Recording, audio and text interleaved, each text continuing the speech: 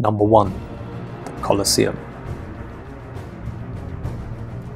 The most famous site in all of Rome is its ancient gladiatorial arena, the Colosseum.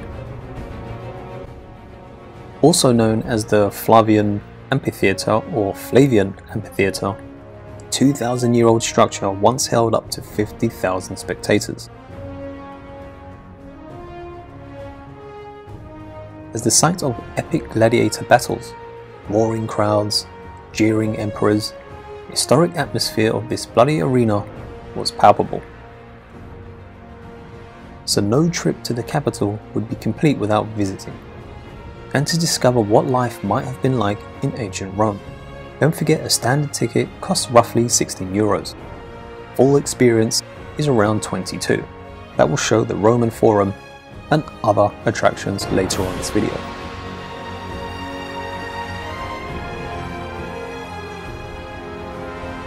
Number 2. The neighbourhood of Trastevere. A stroll around this neighbourhood, a formerly working class district with a bustling nightlife, will take you away from the crowds to a more hidden corner of Rome.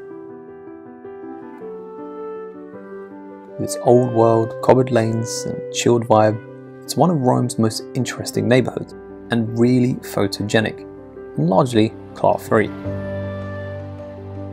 This neighbourhood's labyrinth of backstreet lanes gets really busy after dark, as crowds swarm together to its foodie and fashionable restaurants, cafes and bars.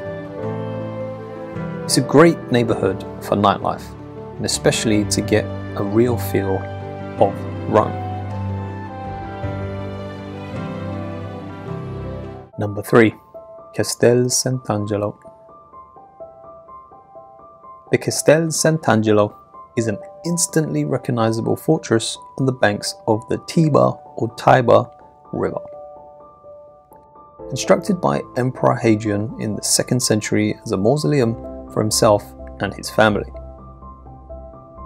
In the 6th century, it was used as a castle by Pope Gregory the Great and provided a secure refuge to a number of different popes over the centuries in times of strife. There's even a secret tunnel that connects the fortress directly to the Vatican. Visitors are treated to the building's rich history through exhibitions of paintings, sculptures, and medieval weapons.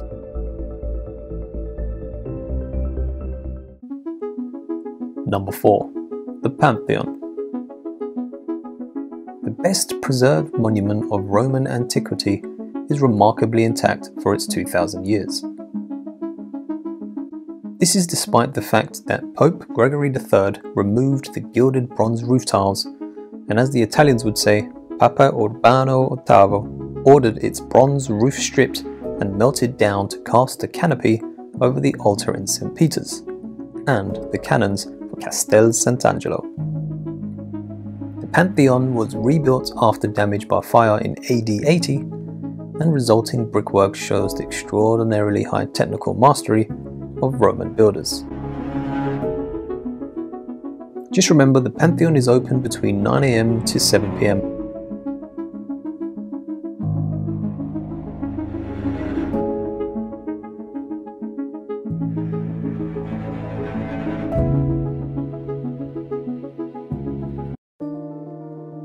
Number 5. The Roman Forum. Walking through the Forum, now in the middle of a thriving modern city, is like stepping back 2 millennia in the heart of ancient Rome. Although what survives of this centre of Roman life and government shows only a small fraction of its original splendour, standing and fallen columns, its wonderful arches and remains of its walls still impress. Especially when you consider that for centuries, the history of the Forum was the history of the Roman Empire and of the Western world.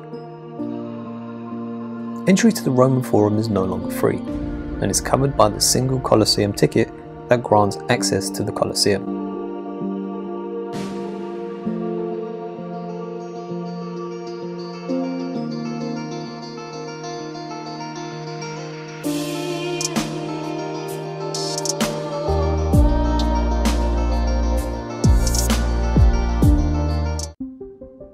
Number 6. The Fountains of Rome.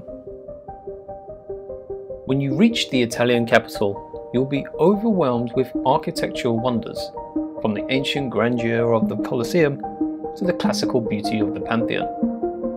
Even among Rome's impressive structures, its fountains stand out as particularly special. These days, we tend to admire fountains purely for their appearance, but there was plenty more to them in times gone by.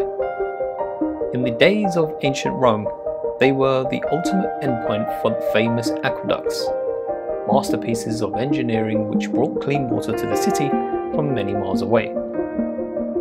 Now, the people of Rome no longer rush to the city's ornamental fountains for their water, but many are as beautiful as they ever were.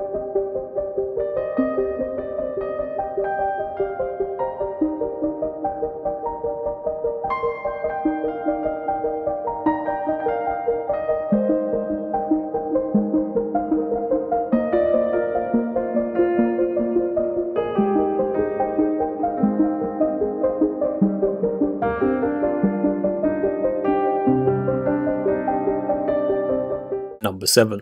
Spanish Steps. Sit back and relax at the Spanish Steps, flights of irregular stairs and landings that lead up to the French church. The stairs take their name from Piazza di Spagna, the plaza at their base and one of Rome's most typical squares. The stairs have been a favourite haunt of tourists, where they sit and enjoy a gelato in the summer, or warm their hands around cones of hot roasted chestnuts in the winter. It's a really great place just to hang around, take in the sights, and just soak up the atmosphere.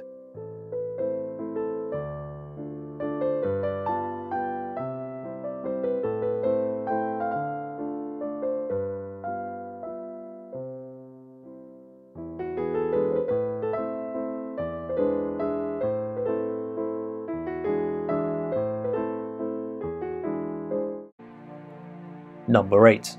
St. Peters Basilica. The Vatican is the smallest independent state in the world, with an area of less than half a square kilometre, most of it enclosed by the Vatican walls. Inside are the Vatican Palace and Gardens, St. Peter's Basilica and St. Peter's Square, an area ruled by the Pope, supreme head of the Roman Catholic Church. This compact space offers so many things to see between its museums and the great basilica itself. Inside St. Peter's Basilica is Michelangelo's masterpiece. The unquestioned highlight of the Vatican museums is obviously the Sistine Chapel, not to be missed.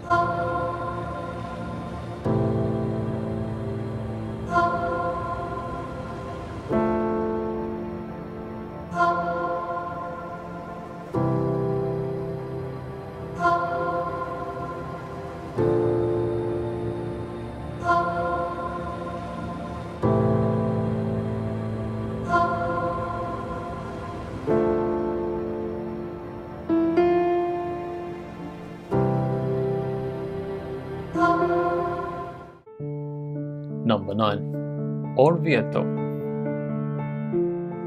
Midway between Rome and Florence, the cliff-top town of Orvieto is a classic day trip.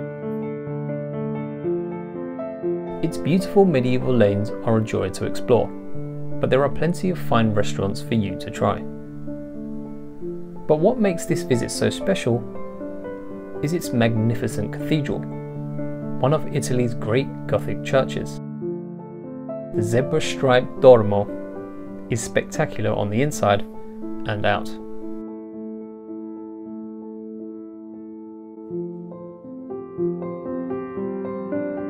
There are regular train services from Rome. It takes roughly around an hour and 15 minutes.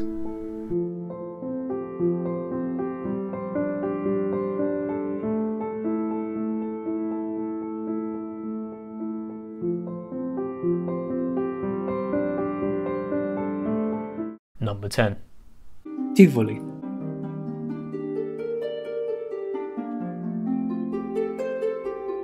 A historic hill town in the Lazio region of Italy, and is one of the most popular destinations for day trips from Rome.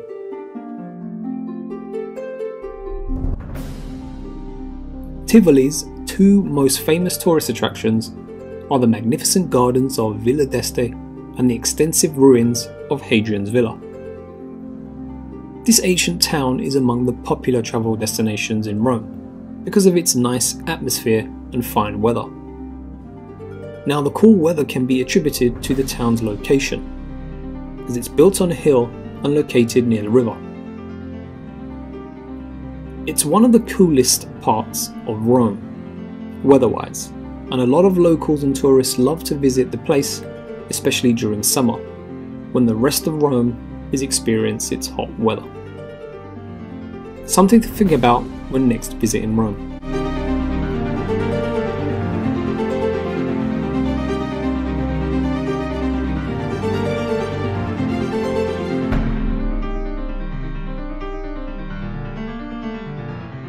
So there you have it, folks. That was Rome, a beautiful city where you must become a tourist. Don't worry about the queues, don't worry about the crowds, because it is all worth it in the end. So that's 10 things that you can do there. Obviously, there's plenty more, but I'm sure that will fill your weekend. Thanks for watching, and I will see you all on the next one. As always, be good, be kind, and be careful. Peace.